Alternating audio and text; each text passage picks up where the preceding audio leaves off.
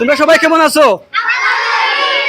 তোমরা জানো নি আজকের যে প্রতিযোগিতা 18টি স্কুল মিলিয়া। ওকে, তোমরা অবশ্য আমার আগে জানো, কারণ আমি ইনভাইট পাইছি অনেক বাদে। সবার আগে ইনভাইট পাইছো তোমরা।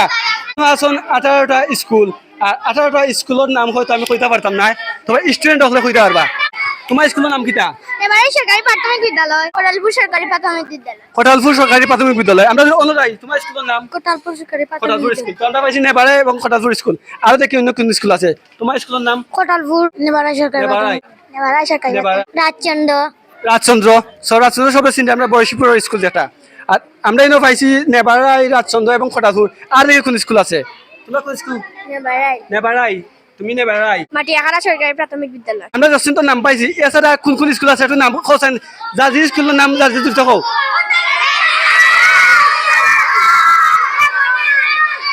ওকে, হিউজ নয়েজ, তার কারণে আমরা বুঝতে পারলাম না কার কোন স্কুল। সবও যার যে স্কুলের প্রতিদ্বন্দ্বিতা করা এবং সবাই খুব এনার্জেটিক।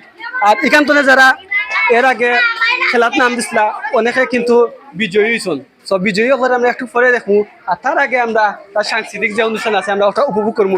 আর ইনো আছেন আমরা বিভিন্ন স্কুলের ম্যাডাম যারা গাইড করা, তারা অক্লান্ত পরিশ্রমের দ্বারা আজকের এই আয়োজনটা সফল হয়েছে। সো ম্যাডাম সবাই হাততালি দিত নি।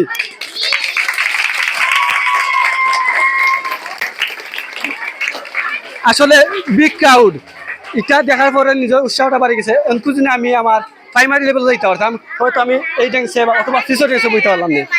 তো আমি একটু ম্যাডাম যারা গেছে একটু তার অনুমতি জানতাম চাই। আসসালামু আলাইকুম ম্যাডাম, আপনি তো এটা রাজচন্দ্র স্কুল জানেন। আচ্ছা, আপনার একটা জিনিস কই, আপনি যদি প্রাইমারি লেভেলে যাইতে পারতাম, আপনার বয়সটা 8-9 যাইতো কি, আপনার কেমন লাগলো? খুব ভালো লাগলো অতীত স্মৃতিটা এখনো বাইসে আসে। আপনার যে 8-9 বছর আপনার খুব বহুত থাকতা, আপনার অনুভূতিটা কেমন লাগলো? খুব ভালো শৈশব বা ফিরিয়া পাইতাম। কিন্তু আমরা আরো কিছু ম্যাডাম আছেন, আমরা ও ম্যাডাম কাছে আদব ম্যাডাম, আপনারা কোন স্কুল? রংপুর। আমার একটাও প্রশ্ন সবার গেছে, আপনার যদি ওর কিন্তু বয়স থাকতা, ওই বয়সে থাকতা, আপনার কেমন লাগলো?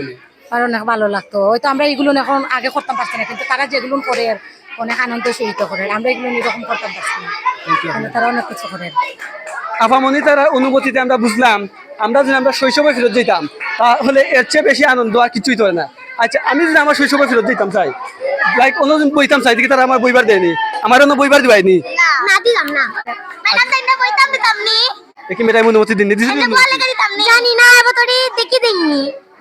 ওকে, আমি তার কাছে অনুমতি চাইছি যে আমি অন্য বইতে পারবো। তারা কইছেন যদি ম্যাডামে এখন বইতা তে আপনি পারবা। দিলাম সো অনুমতি পাইছি। সো আমি অন্য একটু বইয়ে আমি ফিল করমু আমার যে শৈশবটা আসলো, শৈশবে আমি কেমন কাটাইছি এটা অনুভূতি করি। এখানে অনুভূতি হইল গিয়া আপনার মাইন্ডও কোনো কিছু নাই, একদম ফ্রেশ। সো থ্যাংক ইউ, আর লগে রাখবা।